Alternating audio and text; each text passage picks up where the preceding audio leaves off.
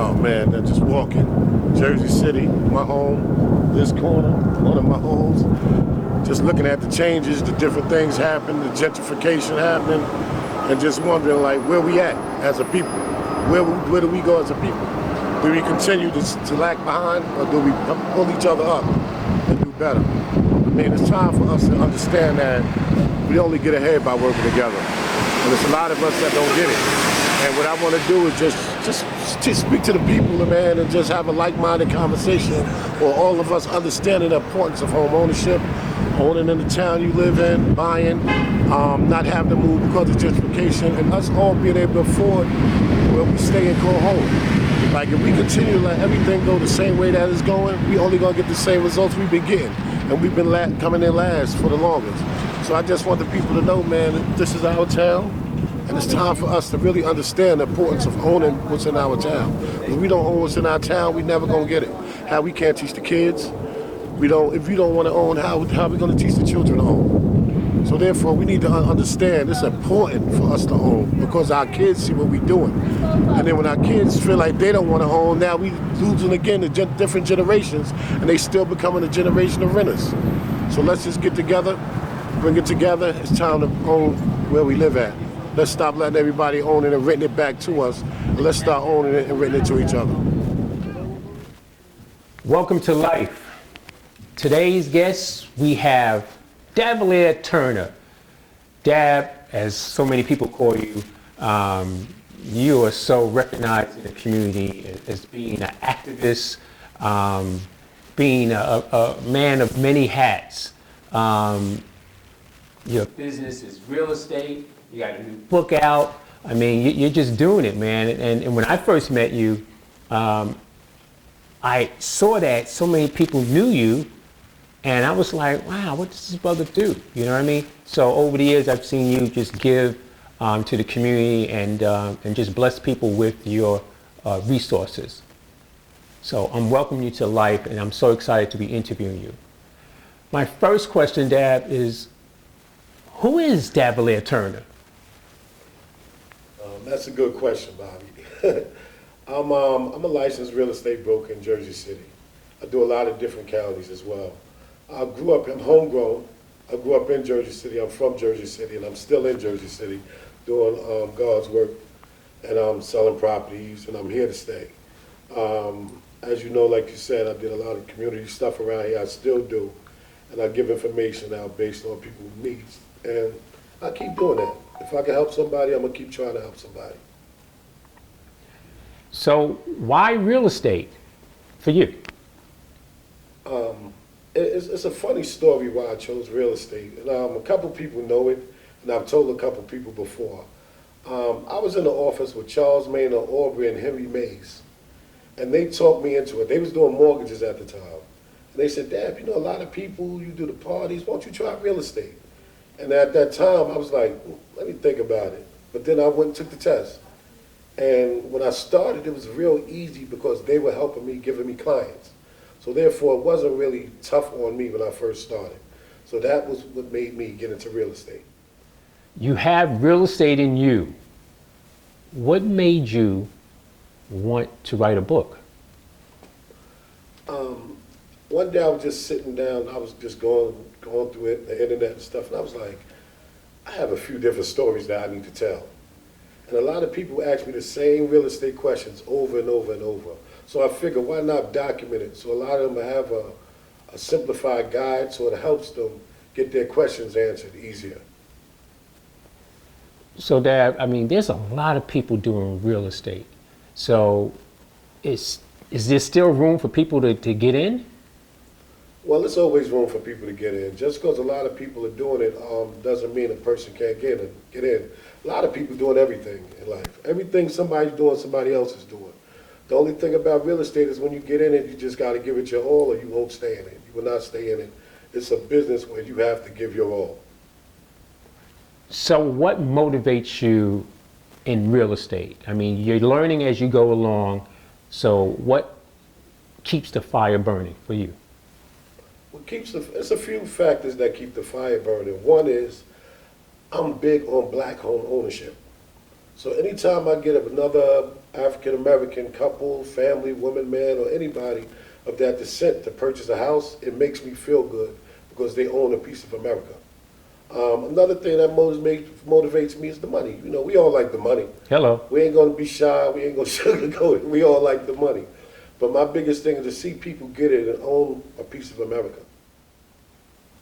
Tell me a little bit about the book.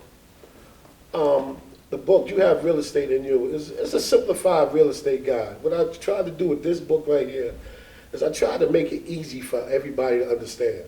I know like some people are not like me, avid book readers, and some people just scroll through books. So I didn't want to make it too thick where a person will not even pick up the book. I want to make it short and understandable so a person that get it, read it, will understand it without having to get lost, because a lot of people are already lost. So I didn't want to put a product out that was going to keep them lost. I wanted to put a product out that helped them understand their next step in achieving their real estate goal. Well, I see all over social media so many people who have supported you by buying your book, and they will post a picture of your book, and that's a great idea. So how's that feeling like? I mean, it's ecstatic, man. I mean, it really felt good because I didn't expect the book to do what it was doing so fast. My thing was just to give information out. So to see everybody gravitating to it, grabbing it, supporting it, and not just doing that, the people are really reading it. And that's what I wanted them to do. Read it and have another question. So therefore, we could get them to that next step of home ownership. So, Dab, as a youth, did you envision yourself being an entrepreneur and into real estate? It was funny as a youth, man. I think what happened as a youth, I didn't have much vision. I just wanted to go to school, then after that, I just wanted to act up. Because as a youth, I was getting in trouble, so it, went through that way, and I had to go through my little trials and tribulations in order to become who I am today. But as a youth, I didn't envision this. I didn't envision the man I am today. As a youth, I knew I could be successful, but I didn't know which way I was going to go, negative or positive. But I'm just glad that the latter one. Well, you mentioned a few good brothers who brought you into it or led you to that path. And I'm sure there's family members, ancestors looking down on you, that's proud of you. Who would you say is some of your people who inspired you? Well, my number one inspiration is my mother. Because my mother, man, no matter what I went through as a child, young adult, she told me, don't give up, you're going to be okay. And I always remembered that. And then as an adult, I took it and I started to understand it. Like what I did before wasn't going to be what I do in the future. And then I have a good core of people around me that want to see me succeed. And we breathe life into each other. So, my family is a big part. Like, because everything I do is really for my family. It's more so for them than for me. I want my family to succeed. I understand the concept of trying to build generational wealth for my family and the family after them. So that's my support system, as well as an abundance of friends I'm around daily, because we speak life into each other. So, we help each other progress, and that's what it's about. Dab, we have so many young men out there who need guidance, all right, and looking for role models. So if one came up to you, what advice would you give them into finding their it? Well, the advice I could give them is this. You have to sit down and realize what it is that you want to do, what it is within you that'll make you happy doing it. Because a lot of times, even as kids, our parents push us to do stuff that we don't want to do. So therefore, we get rebellious about it. So therefore, we have to sit down and find out what it is in you that you really want to do and what's going to make you happy. And that's what I do. Like lately, I've been, I spoke at Snyder High School. I'm doing university charter with Coach. I'll be doing university in North too. Because my thing is, if I can reach one kid at a time and get them something to go on, something to be positive about, then we win it. But I want to reach more than one. So being in your field of business, it takes, knowing how to be a professional, being articulate. So Who helped with that? How'd you, learn those skills? Well, I have a lot of people around me that's brilliant, man. I'm big on surrounding myself around people that know more than me. So I'm always trying to learn something. I've even paid for mentors because I know I don't know it all.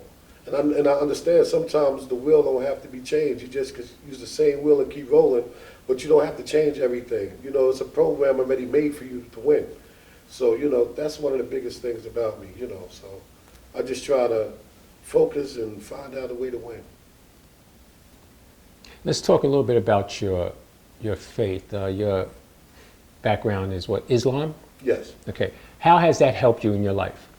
Well, Islam plays a big part because I try to stay, if anybody know me, I try to stay humble at all times. You'll never see me let anything rattle me because I understand what I've been through in my life too. But by turning myself over and allowing myself to submit to the will of Allah, I know that's not right for me to do, to get into situations. So therefore I stay humble.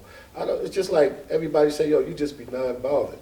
I said, because I don't put myself in a mental place where nothing you can do can hurt me. So therefore I try to live my life like that.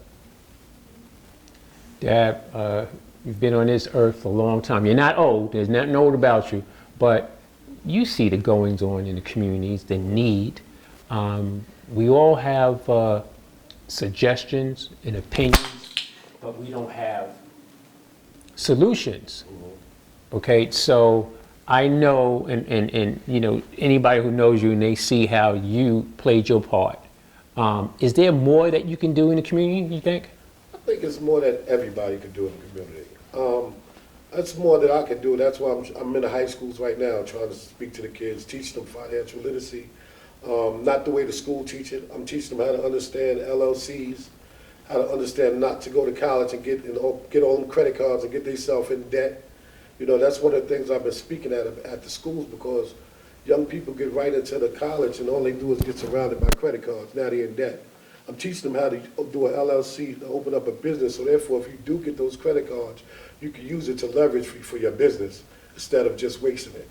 So everybody has more to do, and if we could do it one child at a time, and as you know, me being an advocate, I love Jersey City with the prom drives, the toy drives and everything, the food drives, the Thanksgiving feasts, and I'm not going to stop. So anything I can do to contribute, I'm always going to try to contribute to the youth because people never gave up on me. Well, Dab, some of your other talents is your love for music. You're a DJ. How did that start? Well, I always had love for music. As I manage a lot of different DJs, I do their bookings for them. So, and I always had a love for music, especially house music. And I used to promote parties before. So, and when I said I was going to DJ, the funny thing, a good friend of mine, my big brother Terry, bought me a DJ set and said, "Here, you said you wanted to do it here." So I just started doing it after that, and we just been having fun with it, man. Music just soothes me, man. Whenever I feel some type of way, I'm not the type to talk to a lot of people about what's going on with me, but I will deal with it through music. And then I feel better, so I love music, man. Music is definitely a healer. So, Dab, what's the life of a real estate broker? It's very busy, man. I mean, one thing about it, it's never easy. People see the job as a realtor, real estate broker and everything, and think it's easy, think it's a cakewalk, think you just make a lot of money. But it's a lot of hard work, dedication, and follow-up with it, So I wake up 5 o'clock every morning, and I'm busy. 6 o'clock, I'm on a 6 o'clock accountability call because I need people to stay on top of me too. So, we have a group. So it's always busy. And then during the day, you got appointments. And people think because you do real estate, you never have time for yourself. Because people will call you all night if you allow them to. So it's a very busy life. You just got to know how to separate it and shut it down sometimes. But it's a very rewarding life because it do allow you to control your own schedule. I don't have to clock into a 9 to 5. I don't have to, when I want to make a vacation, I can just get up and go. I can just send an email blast out or set my voicemail and say, listen, sorry, I'm away for the weekend. So it's very difficult and it's not easy. That's why only 1 in 8 realtors make it that go to school. So therefore, it's not an easy task being a realtor, real estate broker. And even as a broker, training people, it's not easy. Because everybody you try to train want to make what you make today. And no, but they didn't crawl the way you crawled to get to where you at. So everything is a stepping stone in the process. And a lot of people don't understand it. You learn by your mistakes.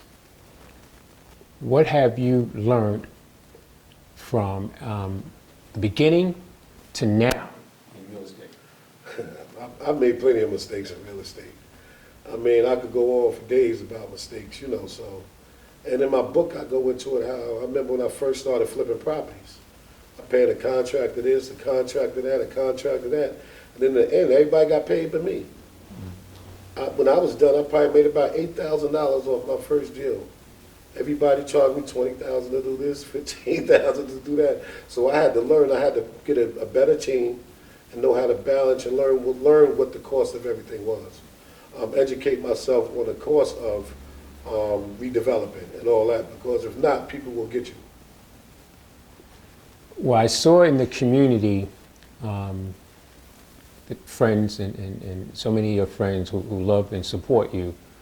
They gave you a little party over here, a little something over here. What was that feeling like? It was funny because they really got me. I mean, they gave me a surprise book signing party, and they really got me. And nobody ever surprised me. So it felt good that people did take their time, you know, to do that. And that was just a feeling good all by itself, you know, because they didn't have to do that. But once I was surprised, in awe, then I had to understand and just appreciate the people around me for who they are, and that it was truly a blessing for them to do that for me. Dab, are there any other books in the future? Yes, there's 2 other books that I have completed already. I have one coming out June 20th on my birthday called You Have the Mindset to Succeed. And it's about helping people understand that in order to be successful, you have to put yourself in that mindset and understand this is what you're going to do, this is what you have to do, and this is what you will accomplish. Also, I have a book coming out on Black Friday, because I have dates already planned for all my releases. Mm-hmm. And the book coming out on Black Friday is called Men Get Depressed Too. Because a lot of times people don't understand what men, what we go through, what we hold in, and how we try to be strong so we don't be viewed as weak. So this book is it's going to be pretty deep, because did a lot of research on it, and I just want men to understand it's all right to feel, you know, because we feel, and I need the women to understand that men do feel too. We can't be strong for everybody, and nobody's strong for us. So it's called Men Get Depressed Too. It takes passion, conviction to write a book, man. I mean, you got to be sure of yourself to write a book. And that takes a lot of willpower. So I congratulate you, brother, for doing what you do. I will always support you. Last question, Dab. How do you want to be remembered? I want to be remembered just how I am. Just for being a stand-up person that I am. The straightforward person that I am. You know, that's one thing I try to always be straightforward with everybody. You ask me a question, I give you the truth. If you don't like it, that's your fault. It's not on me. I just want to be a stand-up person, you know, so I just want to be remembered for who I am and what I contribute to your life. And then I'm happy. Life with Davielier Turner. Dab, thank you so much for coming on Life, man. This is going to reach a whole lot of people, and I wish you the best of luck. And it's not even luck, man, it's passion, brother, and you're doing it and continue. And again, like I said, I will support you to the end. Thank you for having me. All right, God bless. Take care, bro.